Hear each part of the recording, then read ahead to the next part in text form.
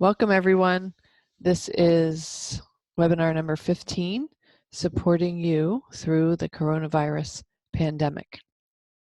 I thank you for joining me here live, and if you couldn't join me live, for tuning in to the recording later on. So we are wrapping up the end of, gosh, I don't even know. Is it the end of week 3? I have to look at my calendar. 1, 2, 3. We are wrapping up the end of week 3 of online remote learning through our school system. And I would say we're settling into a bit of a routine here. I know that other parts of the country just started their online learning, and maybe some parts of the country haven't started yet. Our school was very quick. Our school districts were very quick to jump on it, which was really amazing. The governor decided in New Jersey that schools would close through at least April 20th. On Saturday, let's see, Sunday, March 15th, and then our schools had an in-service on March 16th, and then online learning began on March 17th. So they were really, really quick to turn this around. But then Pennsylvania, I know, during those 2 weeks had no formal online instruction or remote learning, and they just started, excuse me, they just started this week. So there's a lot of questions that I've been fielding or, wondering, that I've been hearing from parents and kids, my own and other kids. What will happen to this spring semester? What will happen with our grades? Will it count as much as other things count? And I know that our state has already waived standardized testing for this school year because it would be happening now or next month. And I believe that AP exams for high schoolers are still happening or planning to happen, but I'm not sure how or what that looks like. My son is signed up for 2 of them, and I'm not sure how that's going to unfold. But I believe that I know that some high school seniors are stressed about, or juniors even, or any kids. My 9th grader was stressed about it. What is this? What if my grades aren't the same level that they normally are? What if I have trouble adjusting to online learning? What if I don't get as good of grades?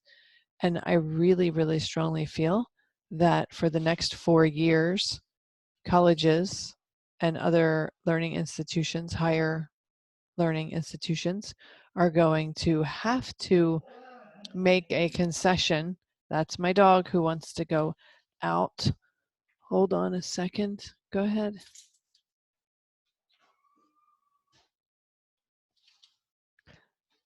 I really feel that higher learning institutions are going to have to make concessions for this spring semester, because this is not what kids are used to. It's not what teachers are used to. And I've noticed that some teachers are grading very heavily on class participation. So basically, if you show up and pay attention to the online class, then you get a good grade. And I think that's very fair. I was looking at my daughter's, a couple of her assignments. This has happened to me a couple times over the past 3 weeks. She has to read Death of a Salesman and another book, and she had to create, that's for English, she had to create an imaginary zoo. She had to pick animals and talk about the climate that they live in and the plants that you would typically see in that climate. And I think she had to do 3 different zoo exhibits. and it's for science. So ordinarily, I think that would be a really fun project, a really interesting. But as I was looking at her assignment, I could hear my inner voice screaming, "Who cares about a fake made up zoo project when there's a pandemic raging all around us?" And I thought of her having to read these assigned books. And I know prior to this pandemic, I was in the middle of 3 different books, reading through 3 different books. And I haven't had the attention span in 3 or 4 weeks to pick them up. I keep literally going to them and putting my hand on them and thinking, I'm going to try to sit down and read this now. And I just don't have the focus. I just don't. I don't have the bandwidth right now to even read books I want to read, let alone books that are assigned to me. So I have so much compassion for the kids who are in this situation where they're having, school is kind of continuing. And in some ways that's good because it keeps some kind of routine for them. It keeps them learning. It gives them something to focus on other than the pandemic. But if they're nervous or anxious or stressed, they just might not have the mental bandwidth to do school right now. And so I think schools have to take it easy on them. And, here's the thing.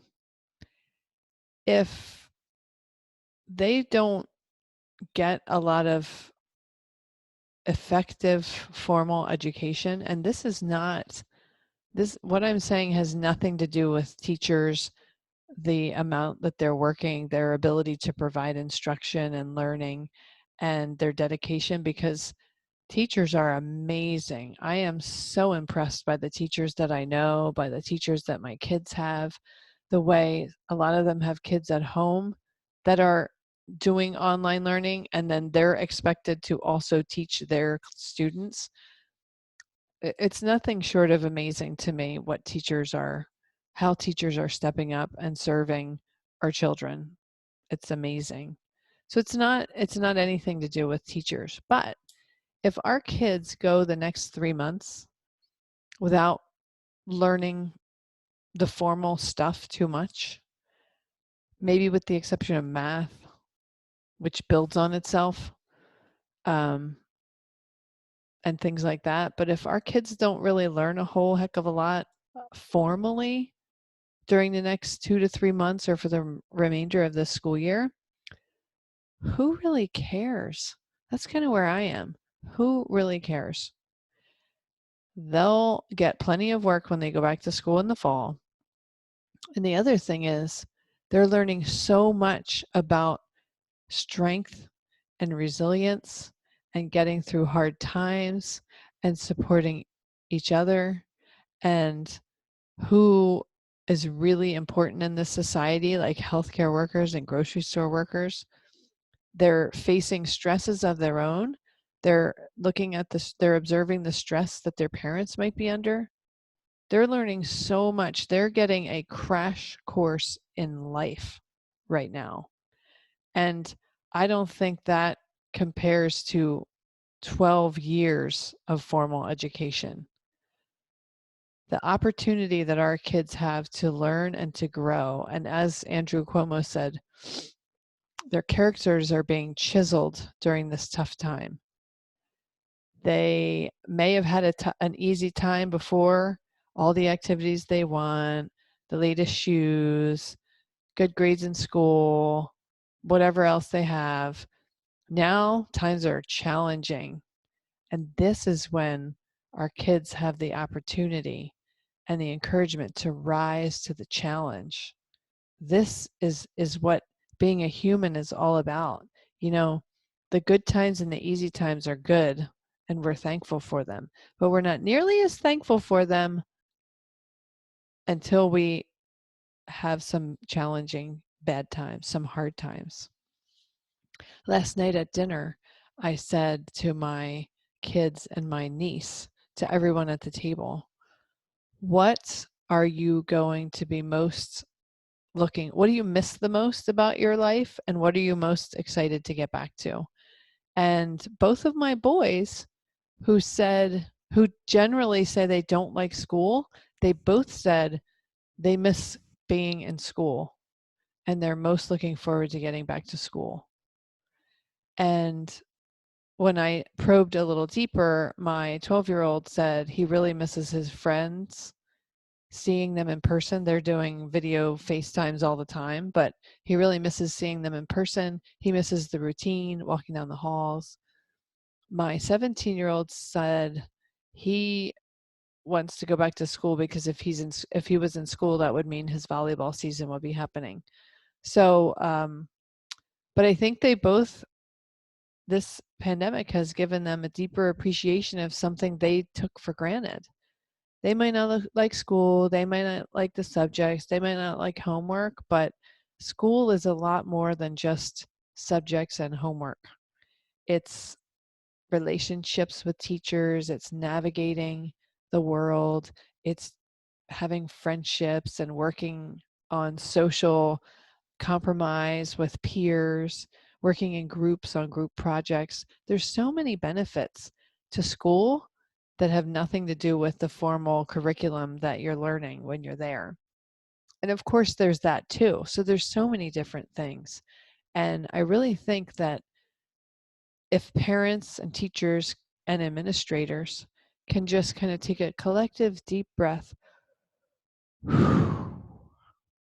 and really try and figure out what is most important during the rest of the school year, what is most valuable for our kids, and how can we accomplish those goals.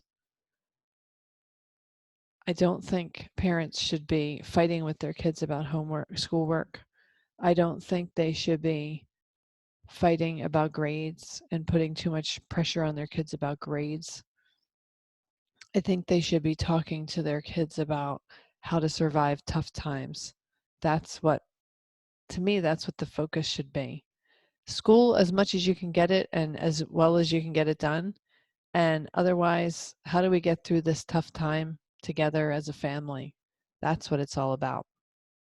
So that's my thoughts on education and where I would encourage parents and teachers and kids to put their focus. Hi, Laura.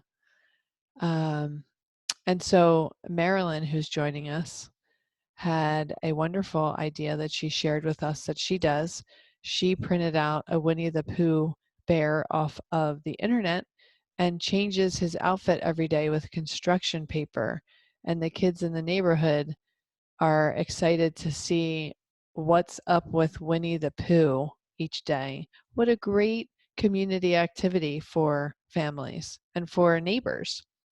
And so Marilyn tells me she's going to send the original bear JPEG.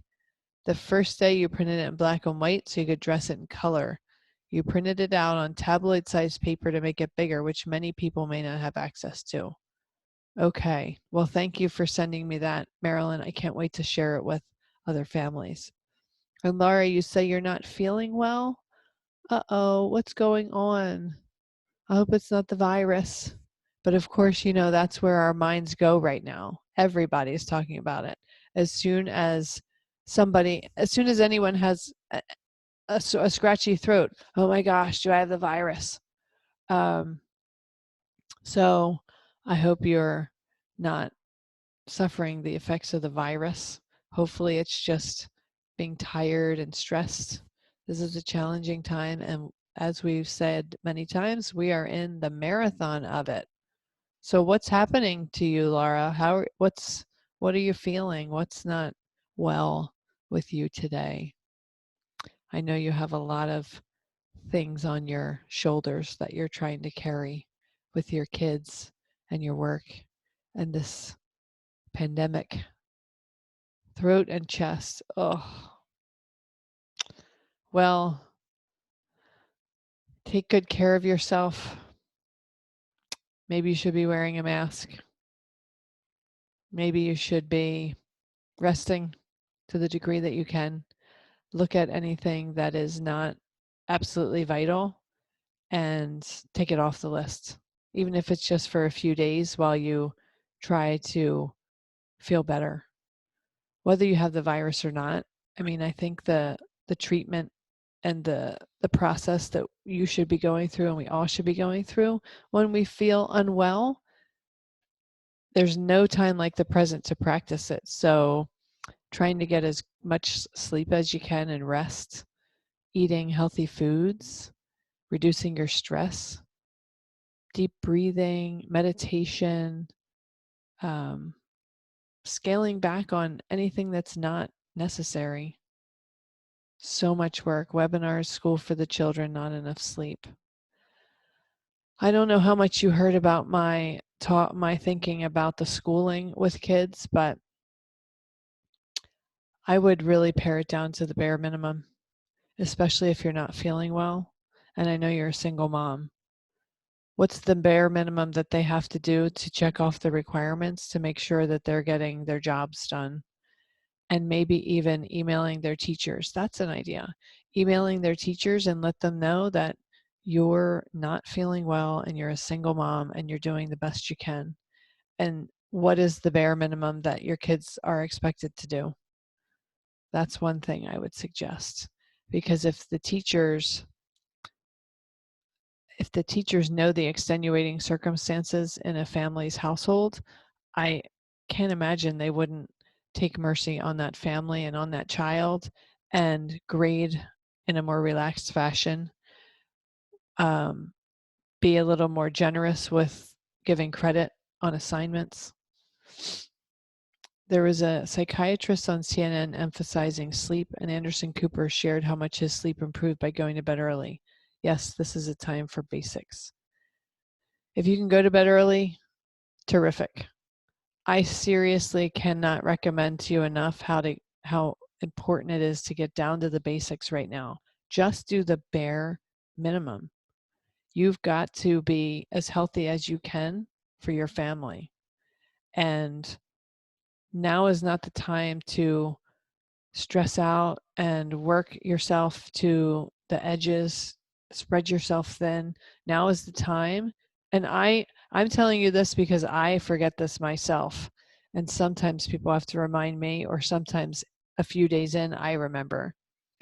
When times are really tough like this and you're not feeling well, look in your schedule and see who you've got meetings with and see who you can reschedule.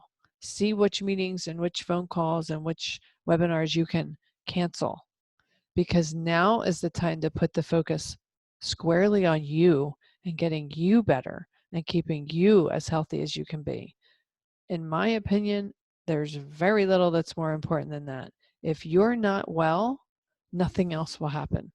So please, please, please take care of yourself. I'm really concerned about you and I want you to be well. And that goes for everyone who's tuning in. I want you all to take care of yourself and I want you all to be well. But I think, Laura, you're a great example as a single parent trying to do it all.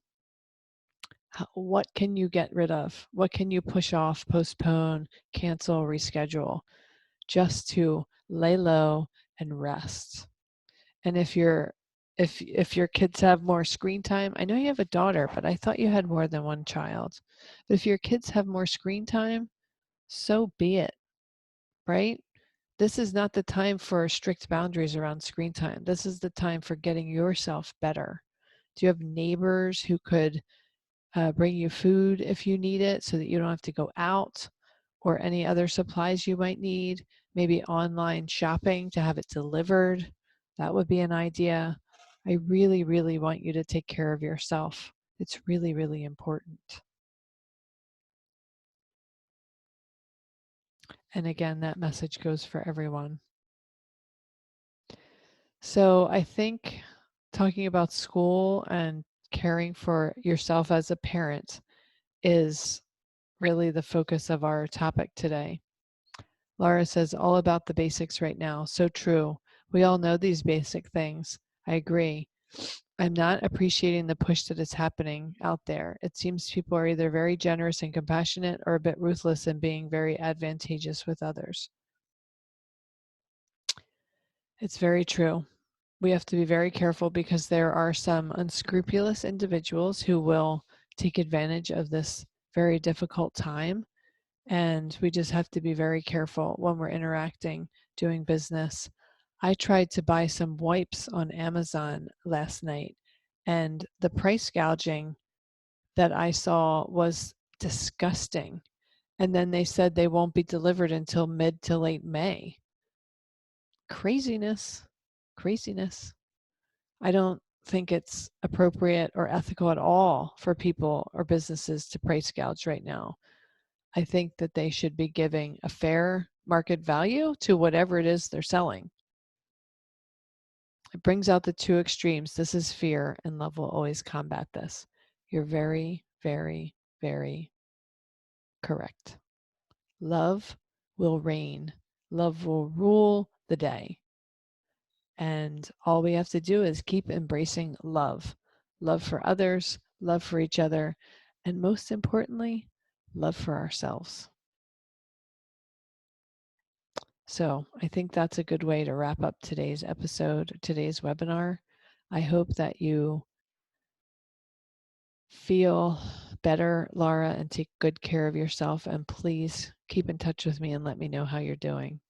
And to the rest of you out there, I hope that you all feel better and take good care of yourselves. See you here, same time tomorrow. Laura, if you can get on with me Sunday, great. If you're not feeling well, we're not even going to bother. We'll just push it back. All right. See ya.